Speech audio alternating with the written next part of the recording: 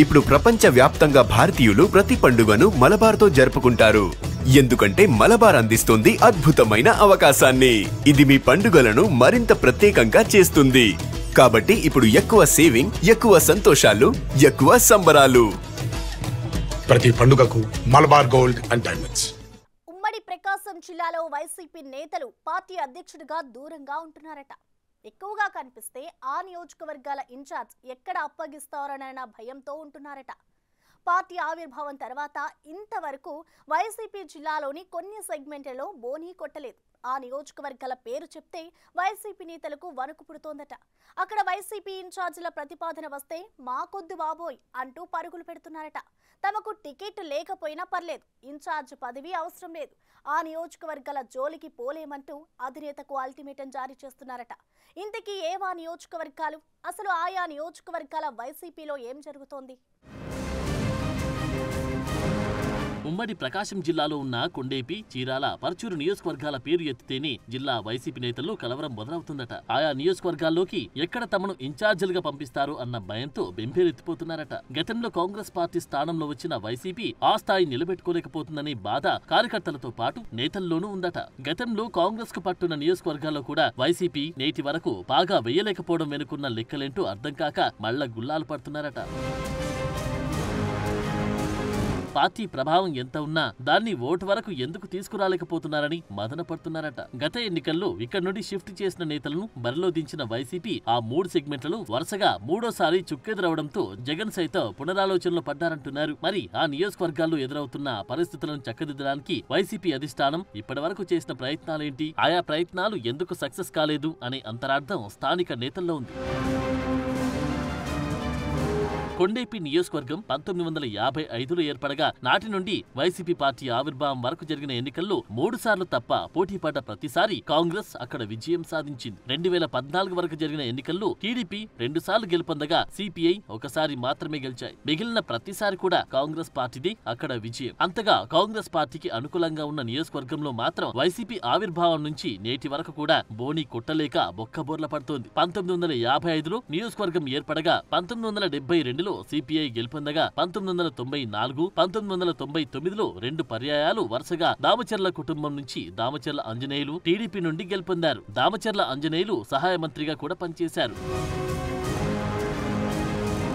ఆ తర్వాత నియోజకవర్గం ఎస్సీ రిజర్వ్డ్ నియోజకవర్గంగా మారిన కొండేపిలో జరిగిన 2009 తొలి ఎన్నికల్లో నేటి టీడీపీ మంత్రి డోలా శ్రీబాల వీరాంజనేయ స్వామి కాంగ్రెస్ అభ్యర్థి గుర్రాల వెంకటేశ శేషి చేతిలో ఓటమి పాలయ్యారు. కాంగ్రెస్ కు అంత పట్టున్న నియోజకవర్గంలో నేటి వరకు కూడా వైసీపీ బాగా వేయలేకపోయింది. 2014 నుంచి డోలా వీరాంజనేయ స్వామి కొండేపిలో వరుసగా గెలుస్తూ వస్తున్నారు. దానికి ప్రధాన కారణం వైసీపీలో స్థిరమైన నేత లేకపోవడమా, లేక ప్రతి ఎన్నికల్లో వైసీపీ వలస నేతలను ప్రజలు నమ్మలేకపోతున్నారా అనేది మాత్రం నేటికి అర్థం కాక వైసీపీ అధిష్టానం కొట్టుమిట్టాడుతుందట. దీనికి పలు సర్వేలు చేసిన వైసీపీ 2024 ఎన్నికల్లో ఓటమి ఎరుగని అభ్యర్థి అయిన ఆదిమూలపు సురేష్ ను పోటీలో నిలిపినప్పటికీ అతనికి ప్రజలు మాత్రం ఓటమినే పరిచయం చేశారు. దీంతో వైసీపీ నేతల్లో గుబులు మొదలైందట.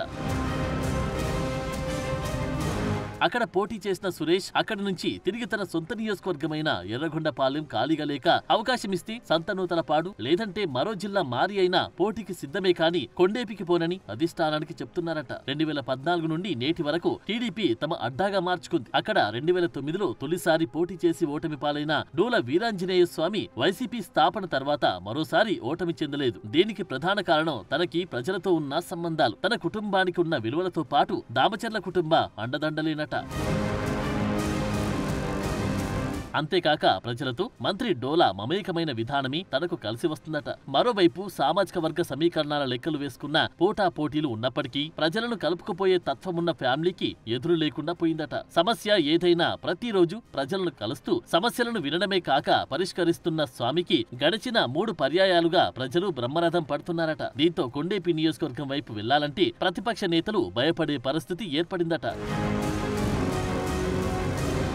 మరోవైపు వైసీపీ ఎప్పటికప్పుడు కొండేపిలో ప్రయోగాలు చేస్తూ 2014 ఎన్నికల్లో జూపూడి ప్రభాకర్ ను బరిలో దింపింది. ఎన్నికల అనంతరం జూపూడి పార్టీకి దూరమయ్యారు. ఆ స్థానంలో వరికోటి అశోక్ బాబును రంగంలోకి దింపింది. కానీ 2019 ఎన్నికల నాటికి ఆయన ధోరణి మారడంతో నేతల నుంచి ఎదురైన వ్యతిరేకత నేపథ్యంలో గత ఎన్నికల్లో స్వామికి ప్రజలు బ్రహ్మరథం పట్టారు. 2019 ఎన్నికల్లో రాష్ట్రమంతా వైసీపీ పవనాలు వీచినా కొండేపిలో మాత్రం సైకిల్ కు తిరుగు లేకుండా పోయింది. దీంతో 2024 ఎన్నికల్లో వైసీపీ ఎలాగైనా ఖచ్చితంగా విజయం సాధించాలని ఓటమి ఎరుగని అభ్యర్థి, ఆర్థికంగా బలమైన అభ్యర్థి అయిన ఆదిమూలపు సురేష్ ను వైసీపీ అధిష్టానం రంగంలోకి దించింది. అయితే కొండేపి ప్రజలు మాత్రం ఆదిమూలపు సురేష్ కు ఓటమి రుచి చూపి ఎప్పటిలాగే స్వామికి బ్రహ్మరథం పట్టడంతో వైసీపీ అంతర్మథనంలో పడింది. రానున్న ఎన్నికల్లో అక్కడి నుంచి విజయం సాధించాలంటే సరైన అభ్యర్థి ఎవరనే చర్చ మరియు సర్వేను కూడా వైసీపీ అధిష్టానం మొదలుపెట్టింది. ఈ విషయం తెలుసుకున్న ఉమ్మడి ప్రకాశం జిల్లా వైసీపీ నేతలు కొండేపి పేరు ఎత్తడానికి కూడా భయపడే పరిస్థితులు ఎదురయ్యాయట. మరి భవిష్యత్తులో కొండేపి నుండి ఎవరిని పోటీలో దింపాలో అనే అంశంపై ఇప్పటి నుంచే వైసీపీ సర్వేలలో మునిగి తేలుతుందట.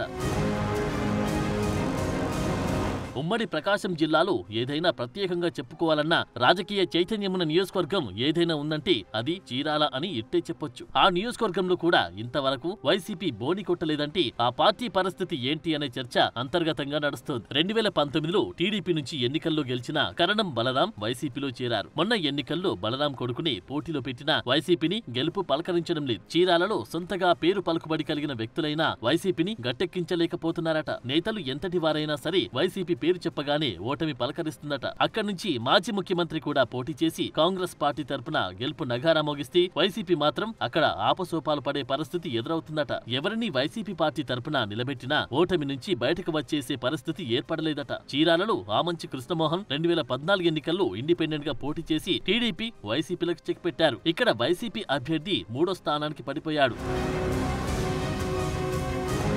దీంతో 2019 ఎన్నికల్లో అటు కాంగ్రెస్ లోనూ ఇటు సొంతంగానూ స్టామినా కలిగిన కృష్ణమోహన్ ను వైసీపీ ఆచితూచి పోటీలో నిలిపింది. అయితే సీనియర్ నేత కరణం బలరాం చేతిలో అతనికి ఓటమి తప్పలేదు. దీంతో 2024 ఎన్నికల్లో విజయం సాధించాలని ఆమంచిపై గెలిచిన కరణం బలరామకృష్ణమూర్తి కుమారుడు కరణం వెంకటేష్ ను తిరిగి పోటీలో నిలిపి తన అదృష్టాన్ని పరీక్షించుకునే పనిలో వైసీపీ పడింది. అయితే వైసీపీకి గెలుపు మాత్రం అందని ద్రాక్షలాగే మిగిలింది. దీంతో కరణం కుటుంబం కూడా వైసీపీకి అంటిముట్టనట్టుగానే ఉంటుందట. దీంతో రాబోయే ఎన్నికల్లో చీరాల అసెంబ్లీ బరిలో ఎవరిని ఉంచాలా అనే దానిపై ఇప్పటికే పలు సర్వేలు చేపట్టింది. కరణం కుటుంబం చీరాల నుంచి పోటీ చేయడానికి సై అంటుందా లేక తమకు పట్టు కలిగిన అద్దంకికి వెళ్లిపోవాలనుకుంటుందా అనేది అర్థం కాని పరిస్థితి నెలకొంది. పర్చూరు నియోజకవర్గంలో కూడా వైసీపీ పార్టీ ఇంతవరకు బోని కొట్టలేకపోయింది. ఎన్ని ప్రయత్నాలు చేసినా ఫలించలేకపోవడంతో ఏం చేయాలనే అయోమయం వైసీపీలో నెలకొందట. నేటికి సరైన వ్యక్తి దొరకలేదన్న అంతర్మదనం ఆ పార్టీలో కొనసాగుతుందట. మొదటి నుండి కాంగ్రెస్, కమ్యూనిస్టు పార్టీలు పోటీలు పడ్డాయి. తర్వాత టీడీపీ ఆవిర్భావం నుంచి టీడీపీ, కాంగ్రెస్ పోటాపోటీగా ఎన్నికల్లో పాల్గొని గెలుపు పంచుకున్నాయి. కానీ 2014 ఎన్నికల నుండి టీడీపీ అభ్యర్థి ఏలూరు సాంబశివరావును ఎదిరించే ధీటైన అభ్యర్థి కోసం ప్రయత్నించి వైసీపీ సక్సెస్ కాలేకపోయింది. చివరకు 2019 ఎన్నికల్లో పర్చూరులో 4 పర్యాయాలు విజయం సాధించిన ఎన్టీఆర్ పెద్దలుడు దగ్గుపాటి వెంకటేశ్వరరావును పోటీలో దింపినప్పటికీ వైసీపీకి గెలుపు మాత్రం అందని ద్రాక్షలాగే మిగిలింది. ఆ క్రమంలో పర్చూరుకి ఇప్పటికీ పలువురు వైసీపీ ఇన్ఛార్జీలు మారినా ఎవరు కూడా ప్రభావం చూపలేకపోవడంతో పార్టీ మల్లగుల్లాలు పడుతుందట.